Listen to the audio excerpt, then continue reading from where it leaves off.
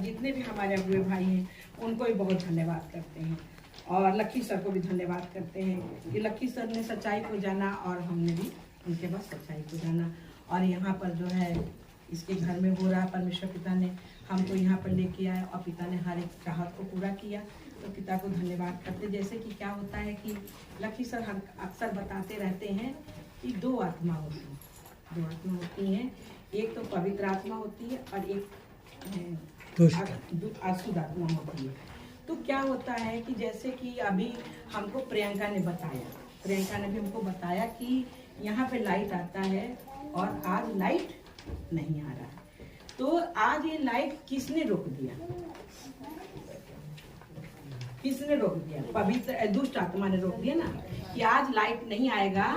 तो देखते हैं कि आपका वचन यहाँ पर कैसे होगा। और परमेश्वर ने कहा कि तू करके देख ले, हमारे बच्चे पक्के हैं, वो करेंगे।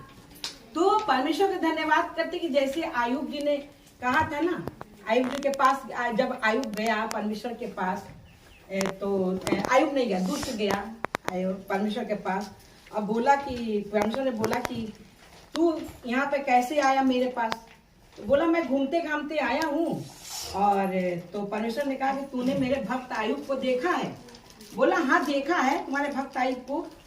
तो तुम अगर उसको इतना राजपट ना देते ना तो तुम्हें वो धन्यवाद ना करता। तो परमेश्वर ने कहा कि ठीक है, तू ये कर ले और उसको प्राण उसका मत छूना। तो धरती पे दुष्ट आया और क्या किया कि उनके जीवन का धन सब खत्म कर दिया।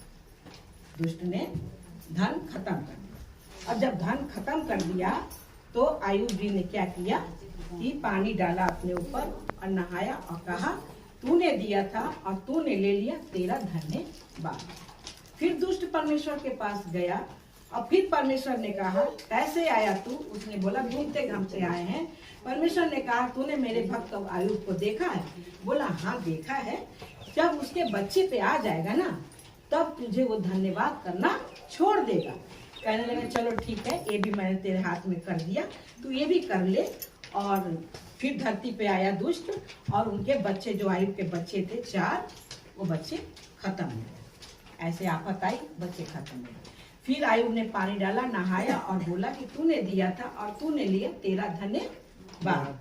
फिर तीसरी बार दुष्ट परमेश्वर के पास गया। फिर परमेश्वर ने कहा कैसे आया तू? बोला घूमते घामते आए हैं। तो परमेश्वर ने कहा कि तूने मेरे आयुब भक्त को देखा? बोला हाँ देखा है।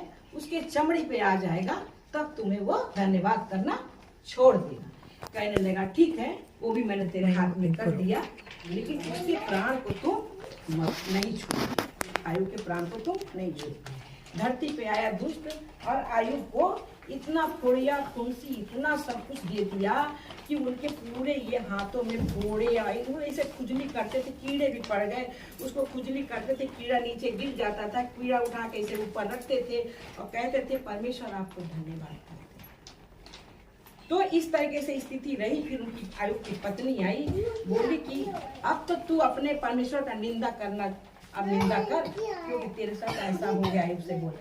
तब आयुब जी ने कहा यह संसारिक स्त्री तुम चुप रहे, तुम नहीं जानती। तब क्या हुआ कि परमेश्वर ने जो उनके दोस्त थे, बहुत लंबी कहानी है, उनके दोस्त थे और उनके दोस्त से परमेश्वर ने कहा कि जाओ आयुब के पास और आयुब से कहो कि वो मुझे प्रार्थना करे तो मैं उसके पास आऊंगा।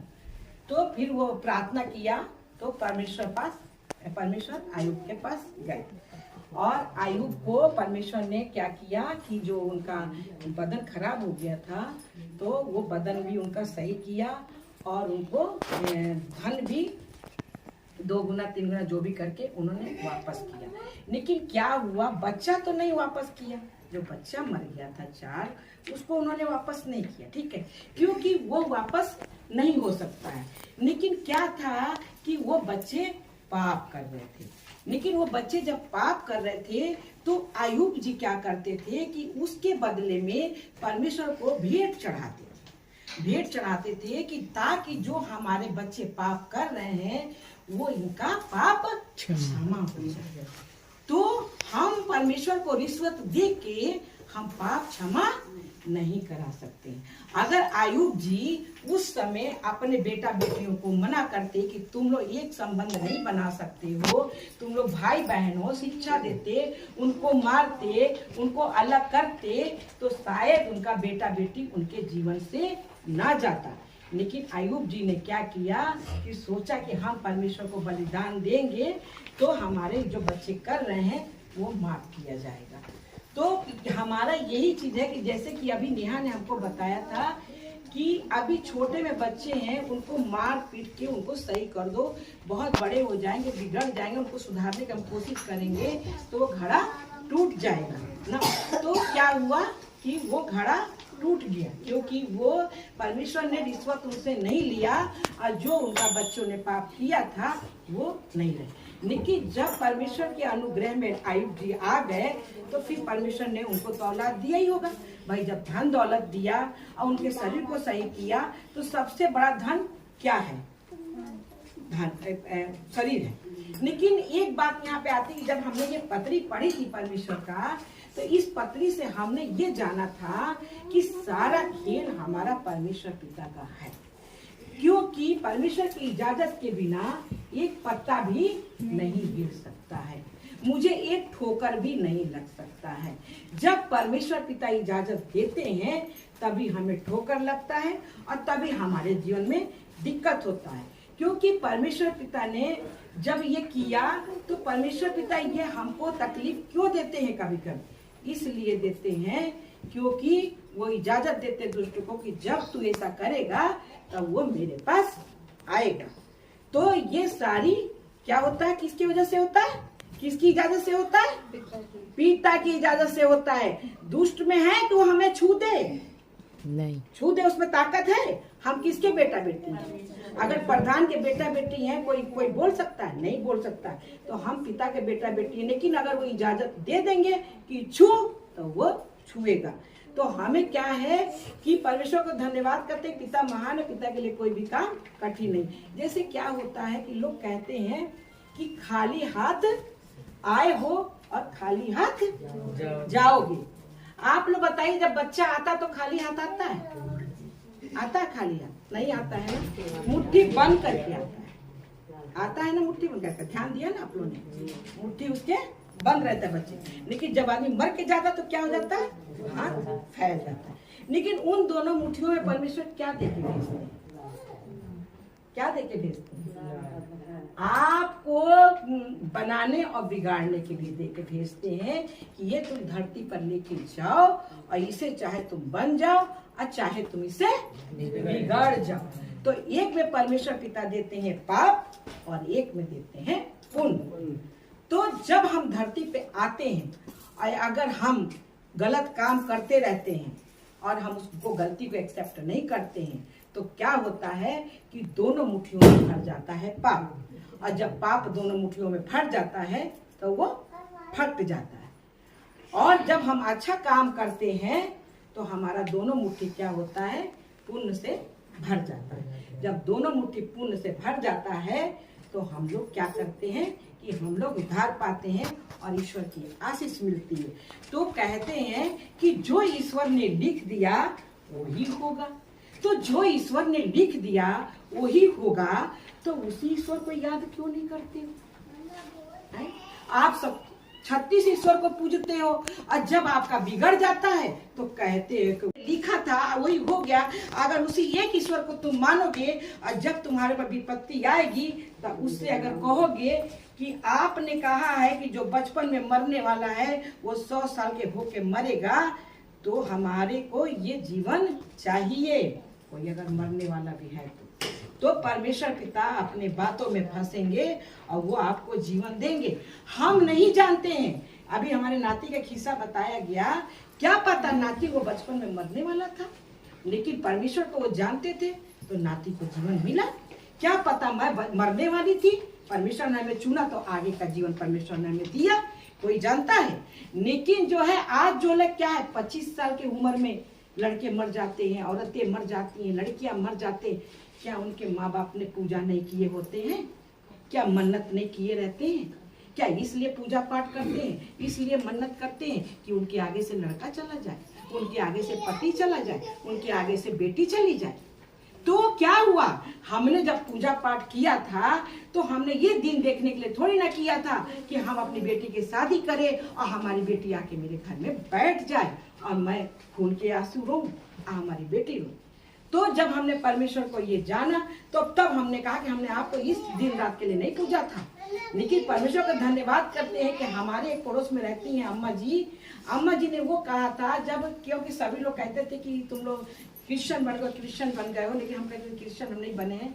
लेकिन अम्मा जी मेरी ये बात कहती थी कि देखो दुल्हन, जो तुमने पूजा पाठ किया है मन से, इसलिए परमेश्वर ने कहा कि जो दुख तुम्हारे ऊपर आने वाला है, दुष्ट ने सोचा, माने जो देवी देवता जो इन्होंने सोचा कि जो इसके ऊपर दुख आने वाला है इसको हम ठीक नहीं कर पाएंगे, तो उन्होंने क्या किया, परमेश्वर के पास भेजा। जैसे एक डॉक्टर इलाज करता है तो कहता है ये मेरे पास का नहीं है, इस डॉक्टर के पास ले जाओ। तो उन्होंने ये कहा कि उन्होंने सोचा कि मेरे पास का है नहीं, तुम परमेश्वर के पास जाओ। तो जब हम परमेश्वर के पास गए तो परमेश्वर ने क्या किया, मेरा सब कुछ ठीक किया। ऐसे क्या हुआ, एक बार हम ऐसे कहीं दवा लेके आ रहे थे तो एक जो है बूढ़ी औरत ऐसे कंघी कर रही थी और बोल रही थी। तो वो दुकान में एक मियाँ बीबी थे, तो वो कहने लगे बुढ़िया दिन भर परेशान करती है। उसने कंघा मांगा तो बोली यह कंघा उंगा नहीं रखा है। तो हमने ये सोचा कि शायद इनकी ये सास है। तो उन्होंने कहा, हमने कहा कि आपकी कौन लगती, सास उस है क्या कि माँ है? तो बोले नहीं हमारी सास उस नहीं है, माँ वो नहीं है, ऐसे ये बुढ़िया परेशान करती है। तो हमने कहा कि आप ऐसे क्यों, इसके कर्म है, इसके कर्म है जो ये भोग रही है ना, ऐसे बोले इसकी कर्म है जो ये भोग रही। तो हमने कहा आपने अपने आगे का कर्म देखा है? तो वो बोले देखिए हम इनको पूजा कर रहे हैं तो हमारे तो कर्म आगे के बने हुए हैं। उन्होंने दिखाया अपने मंदिर में। तो हमने कहा एक चीज आप बताइए, जो आज ये बुढ़िया पागल हो गई है, क्या इसने मंदिर नहीं पूजा होगा, क्या इसने व्रत नहीं किया होगा? तो आप जानते हो कि आपका आगे क्या होगा है? तो कोई भी काम करता है तो ये दिन देखने के लिए नहीं करता। लेकिन क्या होता है, लोग खट से क्या दिखा देते, किसी को विपत्ति पड़ती है तो कहते हैं इसके कर्म ना, कर्म। लेकिन कर्म तो किसी का कर्म तो होता ही है, लेकिन उस कर्म का सुधार करने के लिए मेरे पास रास्ता है। अब क्या होता है कि किसी की कोई है पत्नी है, पति है, खत्म हो गया। उन्होंने कहा हम तो किसी का बिगाड़े नहीं थे, अब पता नहीं ऐसा क्यों हो गया। लेकिन अगर ऐसा हो गया तो आप आगे ध्यान दीजिए कि ऐसा क्यों हो गया। वो तो जो मर के चला गया, लोग कहते हैं अरे ये तो मर के गया, ऐसा कर्म किया था मर के चला गया। लेकिन जो मर के चला गया ना, वो कुछ कर्म नहीं किया, वो तो मर के गया। लेकिन जो बैठा है ना और जो देख रहा है, वो ही कर्म ज्यादा खराब किया है, क्योंकि उसी को रोना पड़ेगा और उसी को देखना पड़ेगा और उसी को दौड़ना पड़ेगा। जो निकलना था वो तो निकल लिया। तो हमारा कहने के मतलब कि हमें परमेश्वर से यही आराधना प्रार्थना करना है, परमेश्वर से हमें यही मांग रखना है कि परमेश्वर आपने कहा है कि जो मुझ में चलता है और जो मुझे मानता है वो अपने पूरे कामों का लाभ उठाएगा। तो आप लोग ये बताइए कि हमारे जीवन का काम क्या है और लाभ क्या है? हमारे जीवन का काम और लाभ ये है कि जो मैंने शादी की, मकान बनवाया, उस मकान में रह पाए, जो हमने बच्चा पैदा किया, उस बच्चे को पढ़ा लिखा सके, उस बच्चे की शादी ब्याह कर सके, उस बच्चे का बच्चे देख सके, ये हमारा काम है। ये परमेश्वर ने कहा है कि जो मुझे जानेगा, जो मुझमें चलेगा, वो अपने पूरे कामों का लाभ उठाएगा। जो बचपन में मरने वाला है वो 100 साल के होके मरेगा, जो मुझको जानता है और जो मुझ में चलता है। परमेश्वर ने कहा है धरती आकाश टल जाएगा पर मेरा वचन नहीं टलेगा। तो परमेश्वर को धन्यवाद करते हैं कि यही तो काम है। आज लोग बेटी का ब्याह नहीं किया, मर के चले गए, तो कहाँ पूरा काम देख पाए? बच्चा पैदा किया, पढ़ा नहीं पाए, कहाँ पूरा काम देख पाए? मकान बनाया, रह नहीं पाए, कहाँ काम पूरा काम देख पाए? तो आज परमेश्वर में जो रहेगा, परमेश्वर का पूरे काम को, अपने पूरे कामों का लाभ उठाएगा। परमेश्वर ने गलत कहा कि सही कहा? परमेश्वर ने कहा है ना सही। तो जो लोग इसको विश्वास करते हैं, जो लोग इसमें चलेंगे, तो अपने कामों का पूरा लाभ उठाएंगे। परमेश्वर का धन्यवाद करते हैं कि पिता महान है। आज हमारे पास परमेश्वर पिता ने 4 बच्चे मेरे हुए, चारों बच्चों को परमेश्वर ने शादी ब्याह कराई है, चारों बच्चों को गोद भी भर दिया परमेश्वर ने, चारों बच्चे पढ़ाई कर रहे हैं, हमने मकान बनाया, उस मकान में भी हम रह रहे हैं। हमारा बेटा ने कहा कि ऐसे नहीं से, हमने कहा कि देखो मेरे रास्ता को रोकोगे नहीं, हमारा घर है, हम इसमें जैसे चाहेंगे वैसे चलेंगे, आप हमारे ना रहने के बाद इसका जैसे भी नक्शा होगा आप निकाल लेना, लेकिन मुझे अपने हिसाब से चलना। तो आज हमने इस वचन पर विश्वास किया है, भरोसा किया है, तो आज हम पूरे कामों का लाभ परमेश्वर ने हमें दिया है। तो पिता को धन्यवाद करते कि पिता महान है और पिता के लिए कोई भी काम कठिन नहीं। आज जो भी उनके बेटा बेटियां विश्वास करेंगे वो पूरा लाभ उठाएंगे। इन वचनों से परमेश्वर पिता ने सबको आशीष दिया। गुरु शुक्रान, धन्यवाद।